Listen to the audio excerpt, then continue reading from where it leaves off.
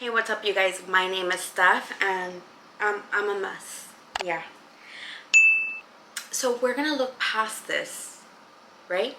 Before we get into today's video, I do want you guys to know that I have opened up an email where you guys are more than welcome to share your scary experiences, just in case you guys want to be featured in any upcoming video. I will leave the email down below. It is iamjustspooked@gmail.com. I look forward to hearing from you guys.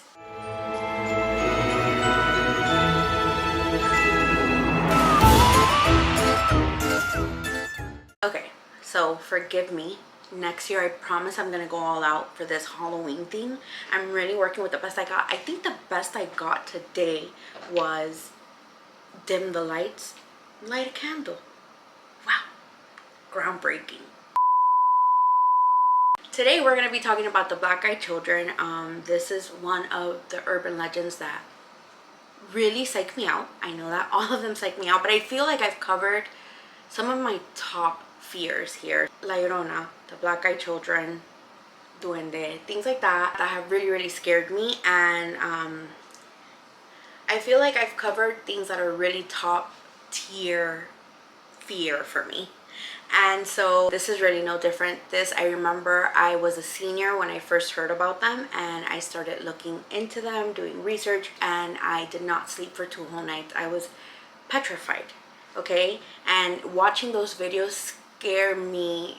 Oh my god, they scared me so bad. Like, I could never imagine. I don't know if the legend is true or not. If you guys have had any experiences, please feel free to share them with me. Like, I would love to hear about your Black-Eyed Children experiences, but I would also love to know that you're not experiencing that. Let's get right into today's video. Upon doing research on the urban legend of the Black-Eyed Children, it is said that they might knock on your door on a late wintry night.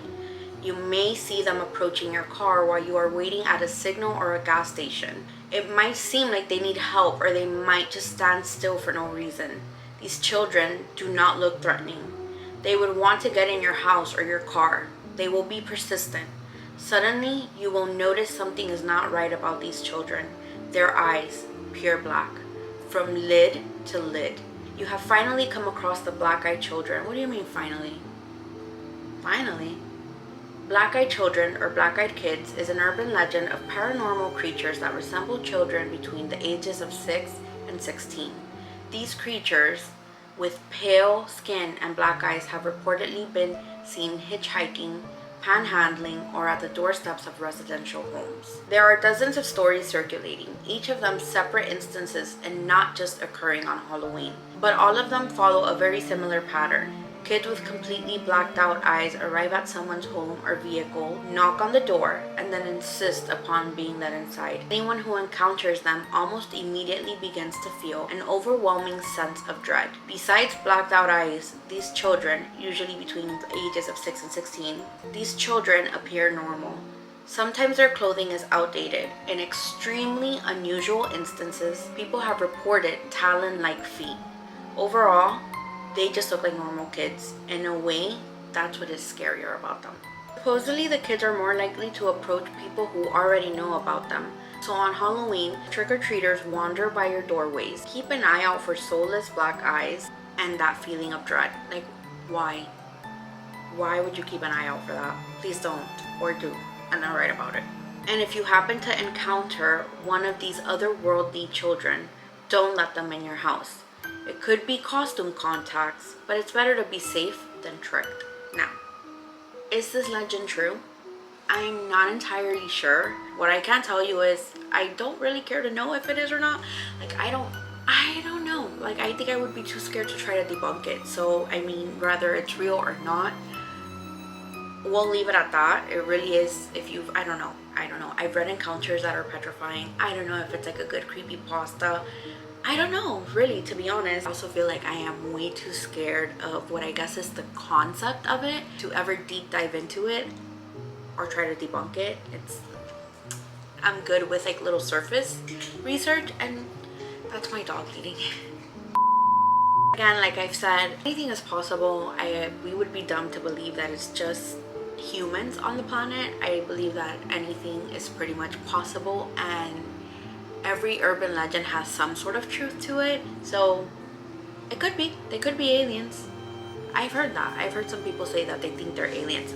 I don't know. I'm gonna read to you these two encounters. I got them from thoughtcatalog.com. There were a lot more encounters on that website. I'm gonna make sure to link it down below if you guys want to go and read all of them. Pick the two that I skimmed through and were pretty creepy. So let's get right into it. First one is called Midnight Caller.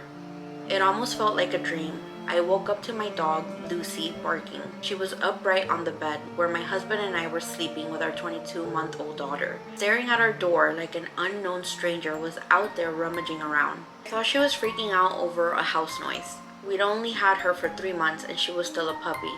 It could have been anything. Our roommate, a creak from the house settling, the awnings moving outside in the breeze. I wasn't too concerned initially. I decided that the best bet would be to open the door and show her nothing was there.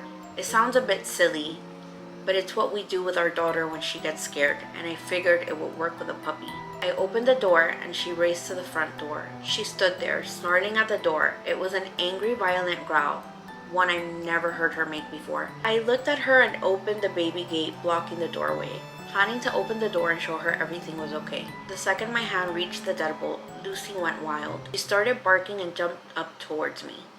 And when I touched the metal, she suddenly changed her temper. She whimpered, almost like she was afraid and backing down. As her mannerism changed, so did mine. I wasn't calm anymore.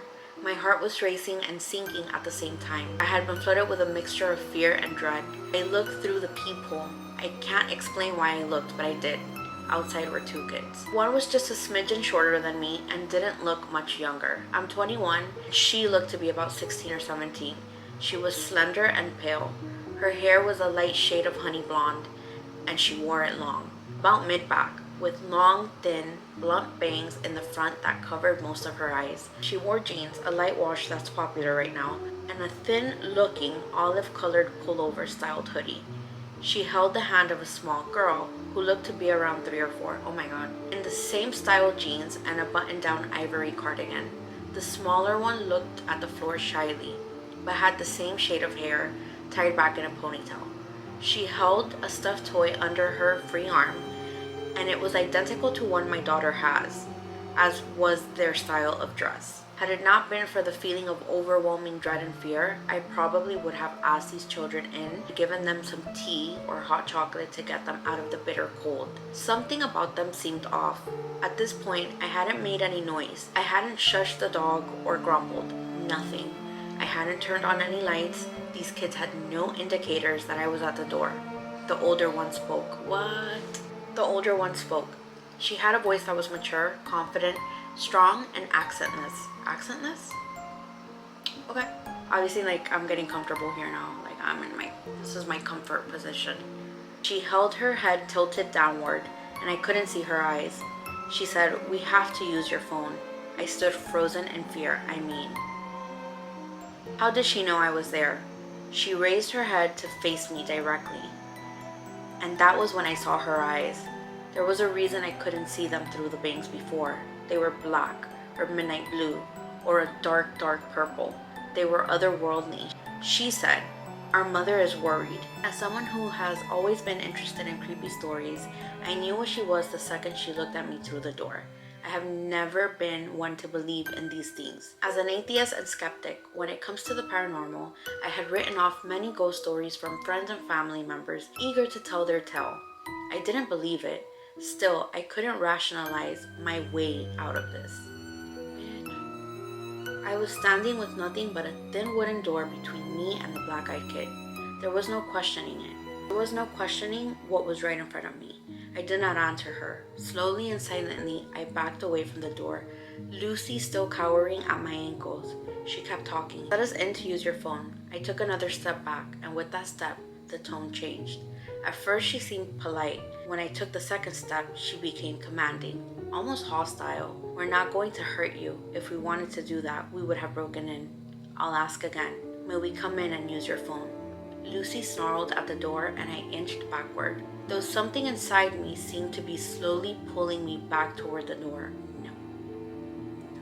It It wasn't a physical pulling so much as a subconscious need to go back and let them in. I got to my room, covered up the window, locked the door, and sat there in dim light. I heard her call me back to the door once more, and then quiet. I didn't go back to sleep that night, and I haven't slept right since. I know from reading about them that black-eyed kids can't just come in without permission. I know they haven't hurt anyone, but I still fear I'll be the exception. When I told my husband, he said it was just a dream. He keeps telling me to forget it, but this lingering feeling of sadness, this dread when this house is silent at night, this fear of a knock at the door, this tells me otherwise. And this is via No Sleep 2012. And that is literally why I'm scared. So many of the encounters that I actually have read all say something like how there is this part of you that is almost like willing to let them in. It's actually really scary, and they're children. How do you stand stern to children? Not that this is probably why I don't want to experience that, because how do you tell a child no? You know, I don't know. The next story is called No, You Won't Be Calling Anybody.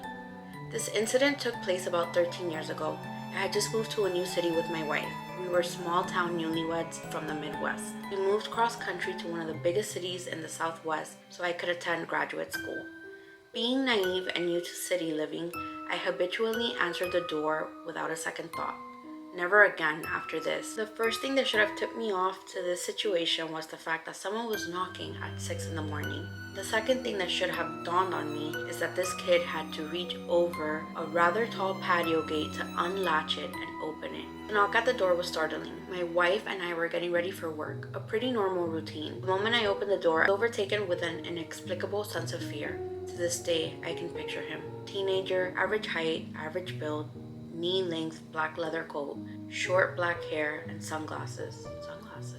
The sunglasses at 6 a.m. struck me as odd, and even more odd, he was eating an apple. He was very polite and asked if he could come in and warm up. I said no.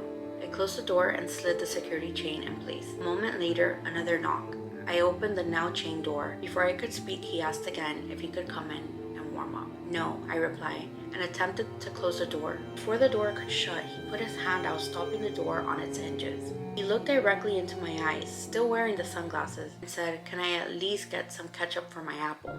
"Fuck that," I replied. "Get the hell out of here. My wife is calling the police." He takes a moment to let this information sink in, lowered his glasses, revealing his eyes as black as obsidian, and says, "No, you won't be calling anybody." At that moment, I forced the door closed, lock it, and call out to my wife. She is scared shitless, hiding in the bedroom, all jacked up on adrenaline. I ripped the curtains back to look out the window next to the door. He's gone. Absolutely no trace of him. I go out to the patio and check the gate. It's still latched from the inside. That was fucked up, I think to myself.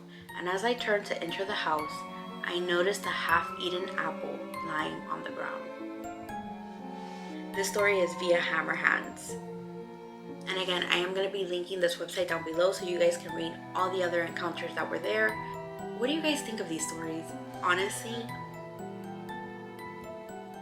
I don't know. It scares me. But yeah, you guys, that is it for today's video. Please do remember that I do have my email. I am justspooked@gmail.com. If you would like to go ahead and submit your scary stories to be featured in an upcoming video, please do so. I look forward to hearing from you soon. But for now, bye!